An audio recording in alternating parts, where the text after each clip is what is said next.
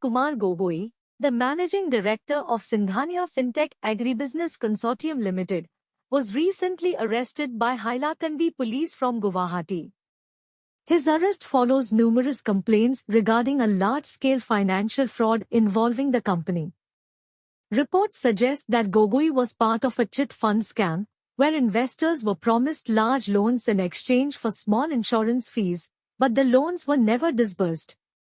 Multiple cases have been registered against him across various states in northeast India. The Hailakandi court denied bail to Gogoi, and he has been placed in police custody for 5 days for further investigation.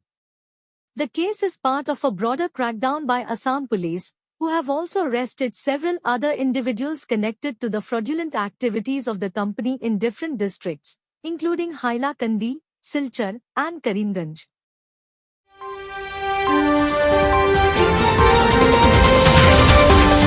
Truckers in West Bengal have announced a 72-hour strike starting on 11 September 2024, in protest against issues related to overloading and illegal fees. The Federation of West Bengal Truck Operators Association, WBTOA, which represents over 6 lakh truckers, is leading the strike. Their demands include a ban on overloading, the removal of unnecessary no-entry points, and the withdrawal of illegal fees at weighbridges.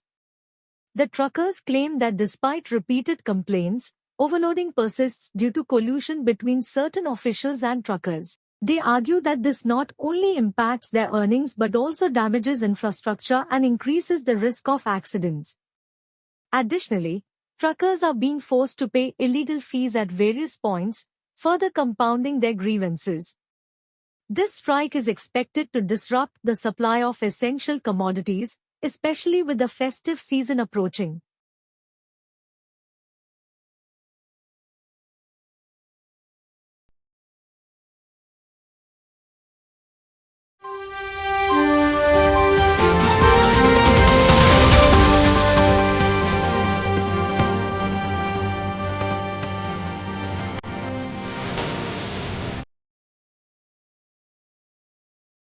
The curfew was reimposed after an earlier relaxation, as tensions grew following student demonstrations demanding the removal of key security officials.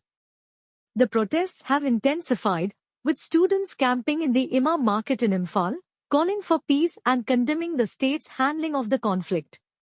This follows a fresh wave of violence, including drone and missile attacks, leading to multiple deaths and injuries.